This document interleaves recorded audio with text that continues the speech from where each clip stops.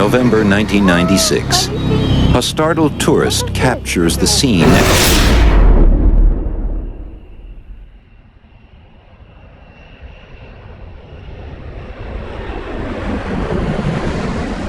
Today's video is about a story that took place in a flight that had a deadly result due to the stupid action of few individuals.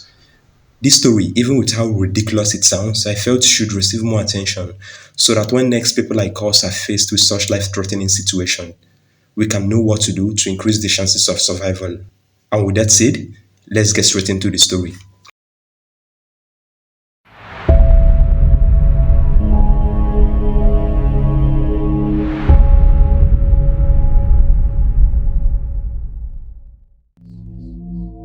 Around 6:30 a.m. on December 29, 1996, passengers inside the Bola International Airport in Addis Ababa heard over the intercom system that the Ethiopian Airlines Flight 961 was now boarding.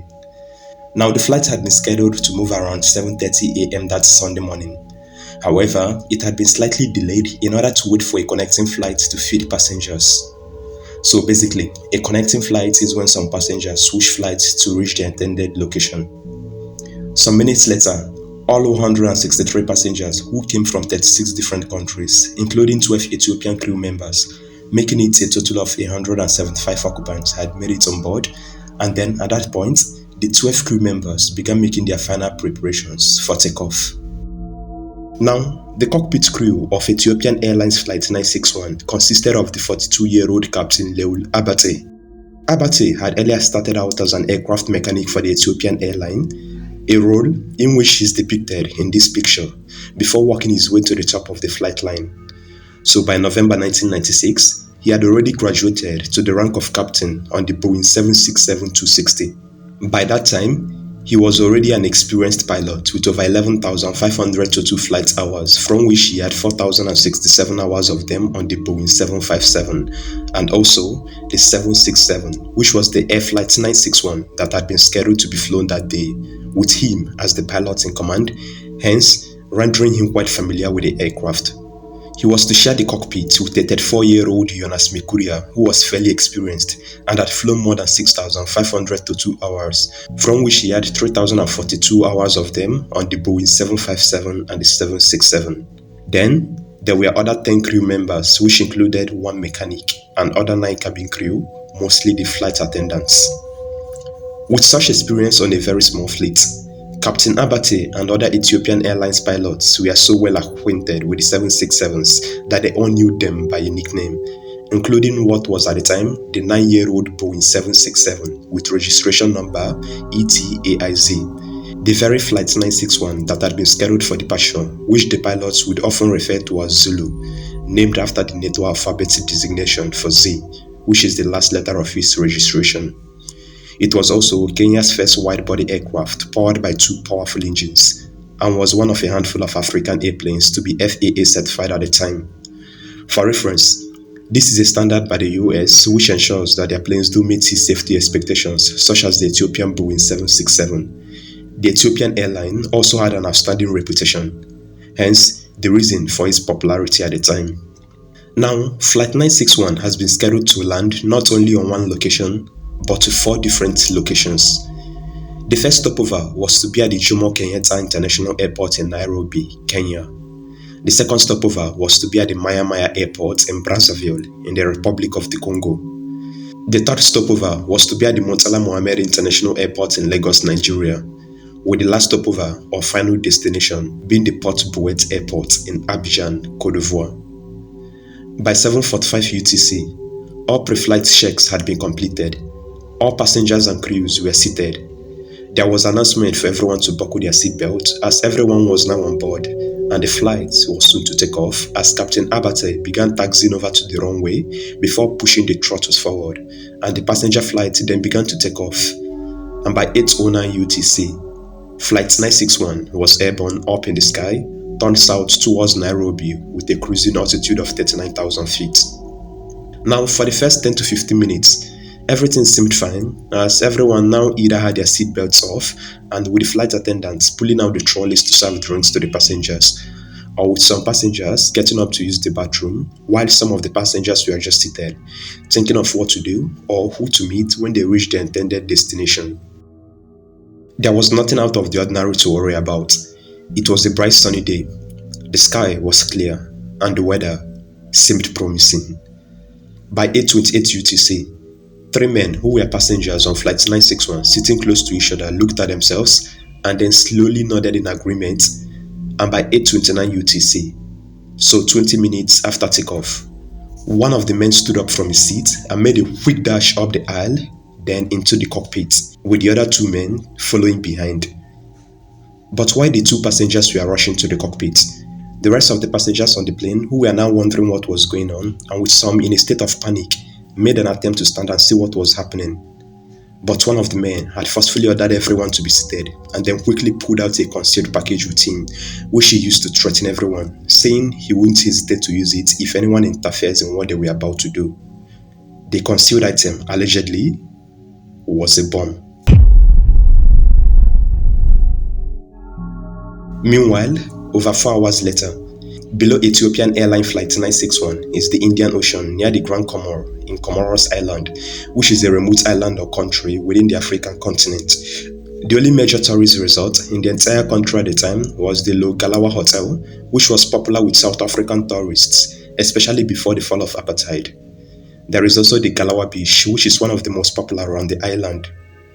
It was a lovely afternoon on the beach that day, and plenty of tourists were out and about. A couple from South Africa who were celebrating their honeymoon were also present on the beautiful Galawa Beach with a handheld camcorder to record the beautiful waves in the beach and also capture the lovely moments. All of a sudden, they happened to look up 150 feet above them, only to witness what at the time they believed was some kind of air show event. So the wife proceeded to switch on the camera so they could take a video of the air show. And just as they were standing and looking up towards the beach, it was just at that point that everyone quickly realized in horror that what they were looking at was no mere demonstration or show. In less than a minute, a massive object has just crashed on the ocean right before their very own eyes. And it would turn out to be Ethiopian Airline Flight 961. To know what led to the crash, we should go back to 4 hours ago while the plane was still airborne. It would turn out that as the three men had quickly rushed towards the aisle, then into the pilot's unlocked cockpit, and with one of them threatening the rest of the passengers who would dare to stop them. He had an explosive in one hand and a bottle of whiskey taken from a back cart in the other hand. This was because these men were not just passengers. They had earlier planned to board the plane in a desperate attempt to hijack it for a particular purpose, which I would review soon.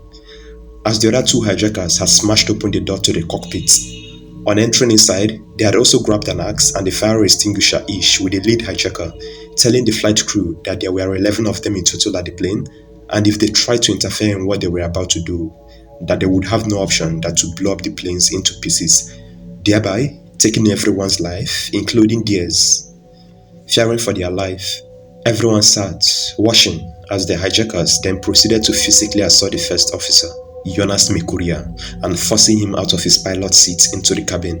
While in the cabin, two other cabin crew members named Tehut and Segereda were seated in the second row of the airplane, with Segereda asked to set up the flight attendant's panel for an announcement.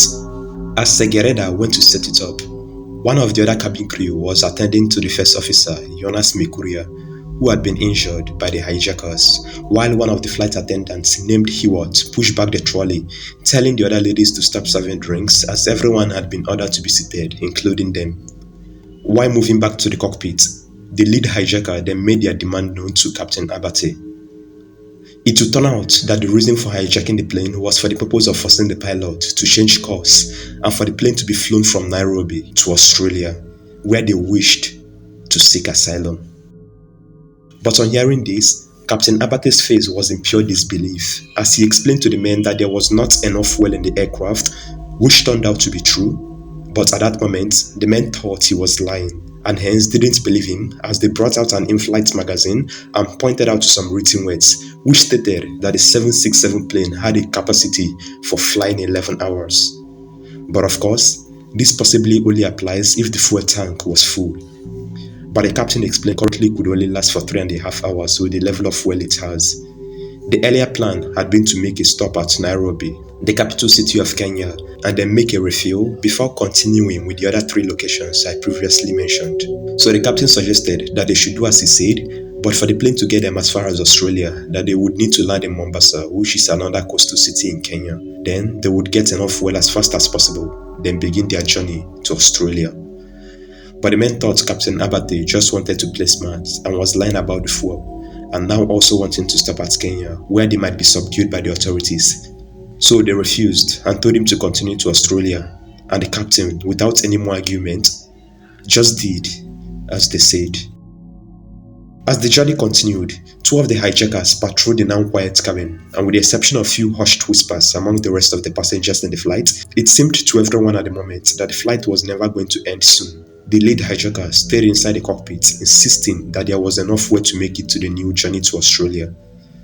Few minutes later, a call was made to the Air Traffic Control Center in Kenya to tell them of the change of the traffic routes to Australia. And after several attempts on separate occasions trying to negotiate and persuade the trainmen to at least stop at Mombasa to refuel, as the plane wouldn't be able to reach even half the distance of the intended location, it proved unsuccessful. The call was soon stopped by the hijackers and the flight continued. Captain Abate knew there wasn't enough fuel to make such a long distance travel and then bravely proceeded to do something smart. He began to fly the aircraft in a south direction along the African coastline, pretending to move to the direction of the coast to Australia. But after an hour from the beginning of the ordeal, the lead hijacker noticed that land was still visible and forced the pilot to steer east. The captain did so, but secretly planned to stay close to the coast with the intention of heading for the Comoros Islands, located between the African coast and Madagascar. As the plane approached the Comoros Islands, the hijackers knew there was no way they could make it to Australia, as the plane was nearly out of fuel, but they continued to ignore the captain's pleas even when a red warning message signifying a fuel shortage was shown to them. It was as if they just wanted the plane to crash and for everyone to die in the plane. Out of options, the captain began to circle the area, hoping to land the plane at the Comoros main airport by 11:41 UTC, so exactly 3 hours and 12 minutes later after the hijacking. The right engine eventually ran out of fuel. Unable to maintain 39,000 feet with power from only one engine, the captain was forced to land at more than 324 km per hour, which is 100 km per hour or more than the speed needed for a normal or safe landing. At that point, realizing that they really were going down, the lead hijacker left the right seat of the cockpit and went into the cabin to talk to the other hijackers. And Captain Abate, who knew that the safety of everyone was in his hands, immediately used that opportunity to make an announcement to the passengers to prepare for a crash landing, and also for them to, in quotes, react to the hijackers. Immediately the lead hijacker heard that, he returned to the cockpit and forcefully knocked the microphone out of his hand. After the right engine stopped working, the pilot started to descend the aircraft in order to increase speed, but the hijackers interfered and violently played with the controls as if to stop the descent, which was impossible due to the critical low fuel level on the left engine. Their actions rather resulted in improper control inputs. As a result, the autopilot was disconnected and the flight became increasingly unstable due to differences in airspeed. As the pilot regained control of the aircraft, the left engine also flamed out due to fuel exhaustion. And without the engines, including the electrical and hydraulic systems, the computer screens and many other functions of the plane stopped working. However, although the engine stopped working, a low-tech system was discharged which allowed Captain Abate to take some control. This system is called the ram air turbine, which became the last line of defense. Installed on the lower part of an aircraft, a small trapdoor opens up automatically and the turbine pops up. It works by generating power from the airstream by ram pressure due to the speed of the aircraft, hence generating just enough electrical power for basic flight instruments and controls, including airspeed. Now 21,000 feet above, even though the hijackers had been told that both engines were no longer working, the lead hijacker kept on instructing the pilot not to descend lower and went back into the cockpit. Upon returning to the cockpit few minutes later, he saw that the altitude was still decreasing and angrily shouted at the captain not to go any lower, but Captain Abate told him that was not possible since there was no fuel, hence the reason for the descent. However, the hijacker proceeded to order him not to touch the controls and threatened to kill him if he did, to which the captain told him that he was already dead since he was flying an airplane without engine power, to which the hijackers reacted as if not to care, or as if that was what they wanted, for everyone on board to be dead. Captain Abate, who was still expecting the rest of the passengers to react, turned behind him only to see that most of the passengers were either praying or crying. Neither the cabin crew nor the passengers had understood that the instructions to react meant for them to put up a fight against the three men. He then turned towards the plane control, and as the 767 was now gliding on air with just the standby instruments and the ram air turbine, by the time the flight recorder stopped, the plane had descended to 15,000 feet.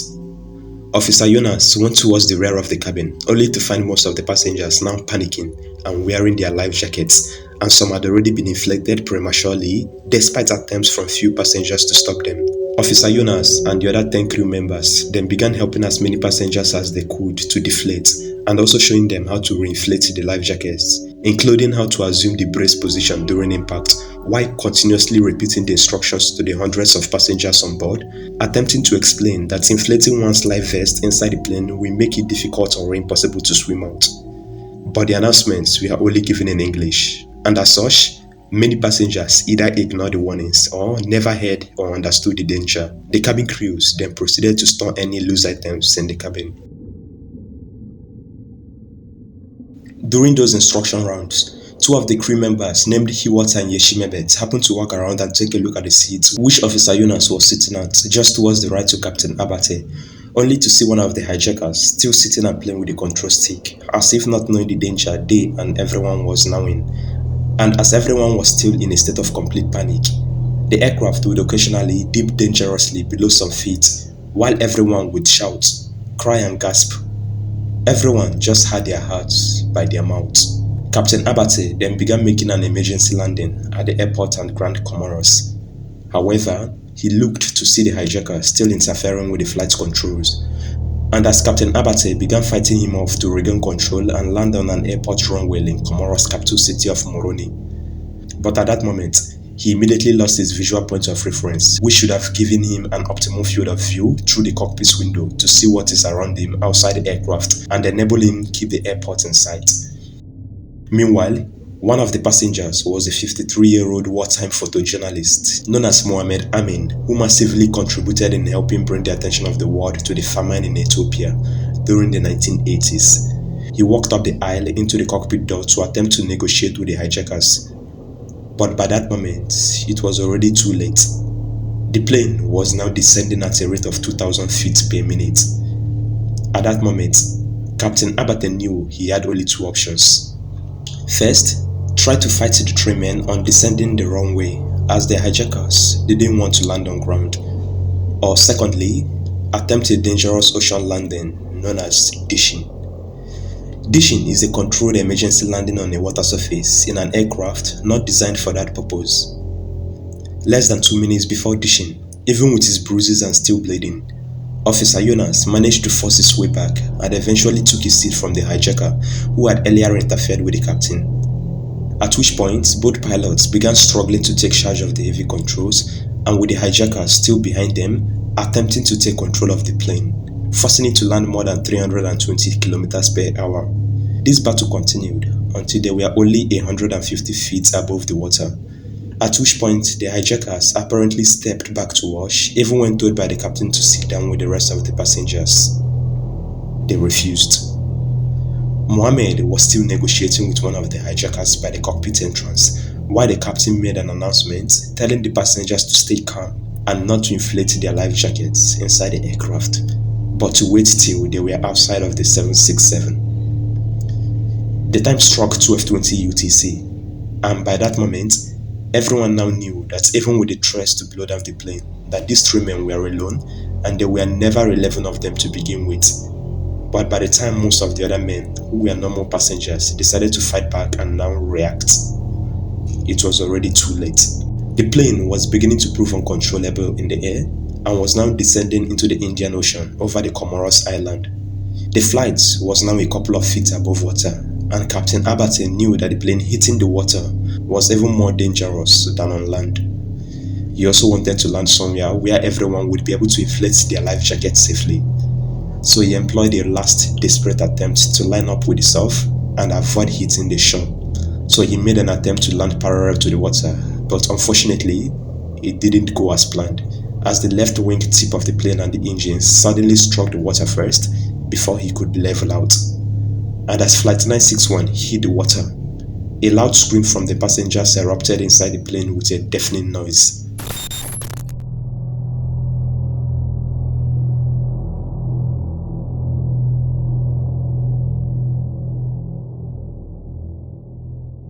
As stunned witnesses on the beach watched in awe and pure horror, the Boeing 767 violently bounced 4 times before hitting an underground coral reef and disintegrating into 3 pieces, throwing debris high into the air.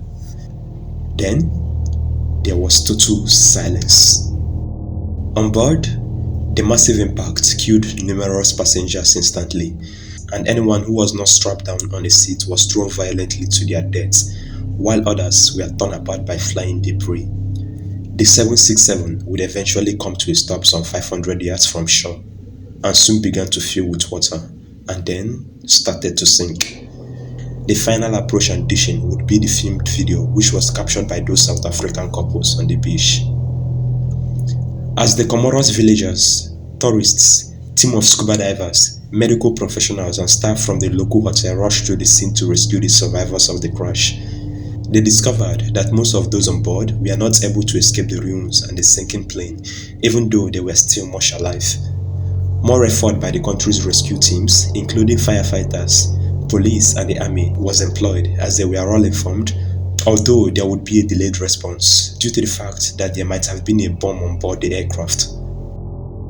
It would later turn out during the course of the investigation that the hijackers were just 2 unemployed high school graduates and a nurse, while the alleged bomb was rather a concealed bottle of an alcoholic beverage. It would also turn out that many of the passengers had survived the initial impact, only to find that the plane had turned upside down and had filled almost instantly with water. The ocean where the crash had happened was in fact so shallow that the 767's upturned belly remained visible above the waterline, having sunk as far as it could go. But for those trapped inside, this made little difference. More than 50 of the passengers who earlier missed or ignored pleas to leave their life vests deflated had been trapped after getting pinned to the floor of the plane, which now became the ceiling, pushing them upwards with the rising water. Unable to swim down to the exit doors, the rising water eventually got to them and they eventually drowned at the center of the cabin, with more than 70 either hanging upside down or had earlier struggled with opening the seatbelts underwater while still within the fuselage, hence died while still strapped to their seats. Only those who were thrown from the plane or who managed to swim out through the debris, bodies and shining surf escaped alive. They had looked for sunlight and safely swum out of the aircraft, clinging onto the pieces of the broken aircraft, shouting for help, while surrounded by a sea of debris, several luggages and dismembered body parts from dead bodies. For those who survived, a fast response from all those who helped quickly proved to be crucial, even with the lack of functioning hospitals at the time. All in all, out of the 175 passengers and crews, 50 would survive, while 125 perished from the tragic disaster. Out of the 163 passengers, only 44 survived. One passenger, an Ethiopian who was identified as a child on the manifest, was among the dead. As fate would have it, the 3 hijackers were also among those who perished from the deadly fate they themselves had caused. Tragically, the renowned news cameraman Mohammed also perished after hitting the airplane wall while still standing during the negotiation. Among the 12 crew members, there would be 6 survivors, and fortunately among them was Captain Abate, including his co-pilot Officer Jonas Mikuria, also the flight engineer. From the remaining 9 cabin crew members, 6 lost their lives on that dreadful day. Out of the 50 survivors, 4 received no injuries, and 44 of them would suffer mostly from serious injuries. 2 suffered minor injuries, and they would all be quickly rushed to the hospital for treatment, where they would eventually recover. It was through Captain Abate and Officer Jonas who, with the help of the black boxes, were able to relay the harrowing story of their struggle against a band of hijackers who seemed to place no value on human lives, whether their own or that of others. It would also turn out that prior to the crash, Captain Abate had experienced two previous hijackings. The first occurred on the 12th of April 1992 on a Boeing 727-260. Two hijackers with hand grenades had demanded to be taken to Nairobi and onwards to Canada. After a 5-hour standoff at the Jomo Kenyatta International Airport, which involved the authorities, the hijackers eventually surrendered. The second hijacking with Captain Abate occurred on the 17th of March 1995 in the same aircraft as the first. 5 hijackers had demanded to be taken to escape Ethiopia to Libya. However, the airplane was later diverted to Sudan. But there, the hijackers changed their mind and wanted to fly to Sweden instead. However, the Sudanese authorities refused to refuel the aircraft, and after several hours of standoff, the hijackers subsequently surrendered. However, in both previous cases, the reasons were either political or economically related. However, the aircraft was left undamaged and nobody was injured or killed. The third hijack was mostly done by the 3 men for greener pastures, although it later proved to be the deadliest in what was considered the most fatal hijacking at the time, prior to what happened in America's 9/11. Subsequent investigation showed that there was no apparent political or religious motivation. These were just 3 disorganized, intoxicated men who had no plan B after discovering that their request wasn't possible, hence resulted to ensure that everyone perished. On board Flight 961, the mindset among passengers at that time was that the hijackers would force the pilots to land somewhere, at which point negotiations would occur and they would be released. They were unprepared to face hijackers who were apparently hell-bent on destruction, and only a few men even considered organizing a confrontation, despite the captain's pleas for the passengers to react. With the news cameraman Mohammed Amin being the only one who seemed to caution but struggled to negotiate or attempt the slightest resistance. Just a week after the crash, which was on the 30th of November 1996, a memorial service would be held in Galawa, just close to the crash site in Comoros, to honor the innocent victims who lost their lives. The incident continues to haunt some of the survivors, and the memories of the innocent 122 victims of Ethiopian Airline Flight 961 still lives on, especially among those who knew them. They solely remain the focus in this story. Even after so many years, the memories of the crash still lives with them, especially Captain Abate, and understandably not in a good way, as the event still hurts him. Even though the captain had always stated that Officer Jonas Mekuria was the real hero who, with his bruises and bleeding body, fought off the men, giving him time to land the aircraft. Both pilots would later receive aviation awards for their actions that day, as without them, possibly more lives could have been lost that fateful day. In 1997, for his brave actions, the captain received the Flight Safety Foundation Professionalism in Flight Safety Award.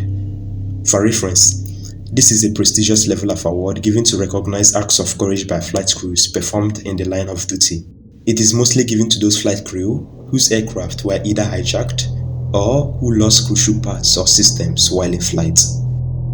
Even with what they had gone through, Officer Jonas would continue flying and would later go on to be promoted to the rank of a captain, while Captain Abate would go on to fly for over 2 decades more at the Ethiopian Airline following the crash of Flight 961, before his eventual retirement on the 8th of January 2019.